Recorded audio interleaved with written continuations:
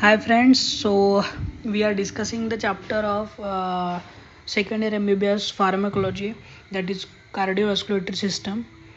उसमें क्या हमने दो टॉपिक ऑलरेडी देख लिए हैं, that is anti hypertensive drugs and antianginal drug. That is the third category of the drug that are the drugs which are used against the congestive heart failure. इसमें 4 major questions आते हैं, that is antihypertensive, antianginal, drug used against congestive heart failure and antiarrhythmic. तो चलिए आज का topic शुरू करते हैं, that are the drugs used against the congestive heart failure. The drugs are classified into various groups. As you can see on the screen, there are exhaustive lists of the category of the drug which are used against the congestive heart failure.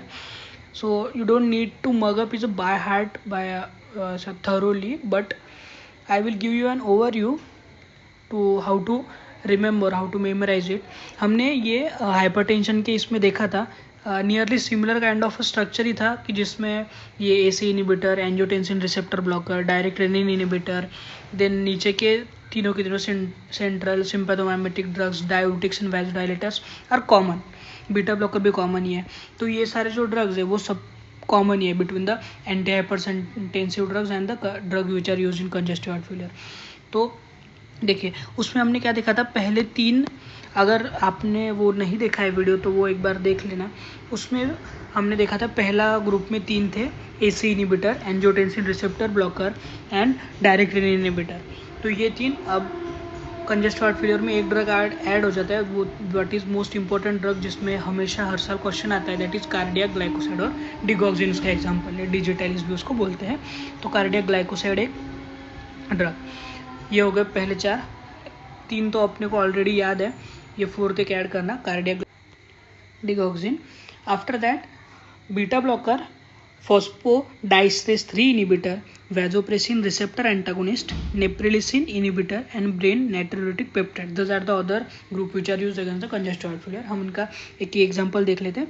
Beta blocker का example propranolol, phosphodiesterase 3 inhibitor का example inamrinone, then vasopressin receptor antagonist का example tolvaptan, then neprilysin inhibitor का example sacubitril and brain natriuretic peptide का example नेसिट्रेटाइड.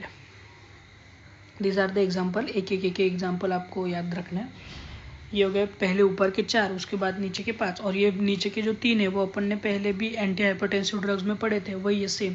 Just central sympathomimetic उसमें अपन ने clonidine पढ़ा था, और इसमें हम लोग ने डोपामाइन पढ़ना है. Central sympathomimetic is dopamine. Then diuretics are 3 types: thiazide diuretic, loop diuretic and potassium sparing diuretic. Thiazide diuretic का example hydrochlorothiazide, loop diuretic का example furosemide, then potassium sparing diuretic का example spironolactone. After that vasodilators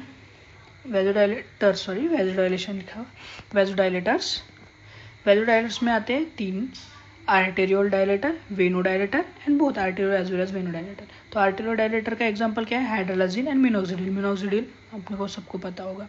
then vasodilator का nitroglycerin, nitrates and both veno as well as arteriole dilator is sodium nitroprusside और AC inhibitor, ARB inhibitor, aliskiren, direct renin inhibitor, all are come under the category of vasodilator, मतलब both arteriole and venodilator. So this is the category or group of all the drugs which are used against the disease congestive heart failure. तो after ये पूरा का पूरा table याद करने के बाद हम लोग अब देखेंगे सबसे important category of the drug, that is digoxin, that is cardiac glycoside. Example digoxin.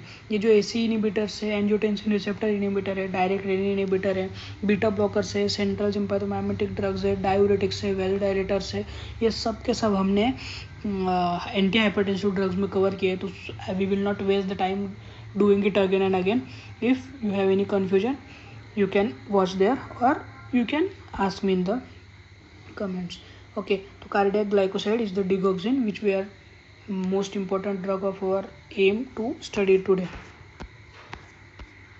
Digoxin का दूसरा नाम डिजिटैलिस भी है, उसको डिगॉक्सिन बोलते हैं, डिजिटैलिस बोलते हैं. इसका मैकेनिज्म एक्शन क्या है, that first of all when we take digoxin it will inhibit the sodium potassium ATPase channel in the body. अब सपोज करो ये एक सेल है, this is the cell okay, तो it will inhibit the sodium potassium ATP channel. इसमें क्या है, sodium potassium channel है। तो अगर सोडियम पोटेशियम चैनल इनिबिट हो तो ये जो अपन ने सोडियम पोटेशियम का ट्रांसपोर्ट पढ़ा था कि वो सोडियम बाहर जाते हैं, पोटेशियम अंदर रहता है वगैरह वगैरह, तो अब क्या होगा, ये अगर सोडियम पोटेशियम एटीपीज इनिबिट होगा तो there will be accumulation of sodium ion inside the cell, तो इंक्रीज इंट्रासेलुलर सोडियम, सेल में सोडियम बढ़ेगा, increase intracellular sodium, and after that decrease exclusion of the calcium via sodium calcium exchanger. अभी sodium calcium exchange भी नहीं होगा क्योंकि सबके सब जो सोडियम है वो सेल के अंदर जमा हो गए, तो कैल्शियम का भी एक्सचेंज नहीं हो पाएगा, कैल्शियम भी सेल के बाहर नहीं जा पाएगा, तो that lead to the accumulation of calcium also in the intracellular material. After ऐसे तो कैल्शियम बाहर भी नहीं जा रहा है, then entry of the calcium into the cardiac cell via L type of calcium channel. L type of calcium channel से calcium की एंट्री इनसाइड द सेल भी हो रही है, तो अल्टीमेटली क्या हो रहा है, there is increase calcium uptake and storage of the calcium.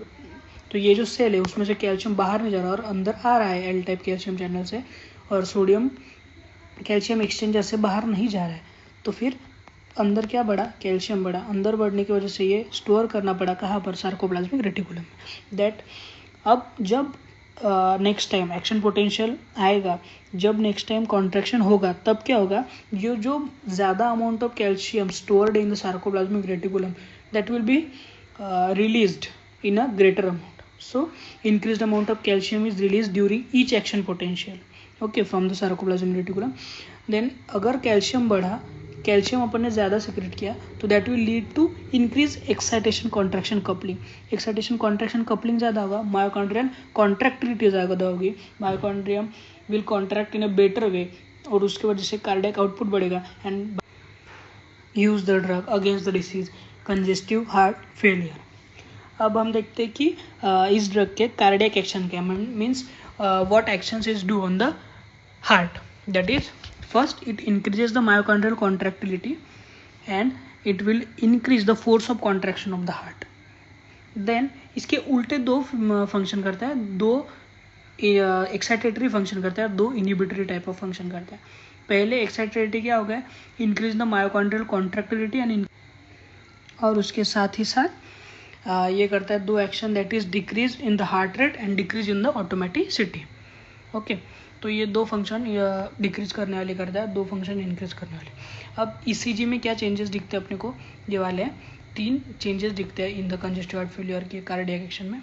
First it will prolong the PR interval, then second it will inverse the T wave, and third one is the depression of the ST segment, ये दिखता है, ठीक है।